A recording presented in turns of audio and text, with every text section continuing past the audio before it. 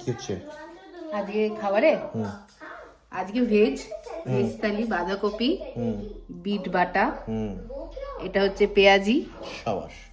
আর এটা হচ্ছে সমস্ত সবজি দিয়ে একটা মিক্স তরকারি, জোয়ার। এটা হচ্ছে উচ্ছে গাজর দিয়ে একটা ডাল, আর এটা হচ্ছে পাঁপড়, একদম আর এক থালা ভাত। সাবাস, সাথে ফেলুদা।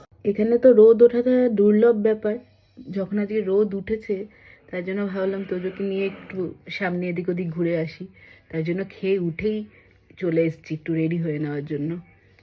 দিন দিন আমি একদম কুঁড়ে হয়ে যাচ্ছি, কোনো রকমের একটা ময়শ্চারাইজার লাগিয়ে ভুরুটাকে একটু আঁচড়িলাম, কারণ আমি জীবনে ভুরু প্লাক করিনি।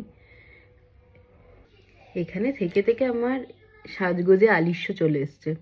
এমনি কেউ কারোর দিকে তাকায় না, এত সময় কারোর নেই, এখানে রাস্তায় পাশ দিয়ে বিশ্ব সুন্দরী চলে গেল তাকায় না,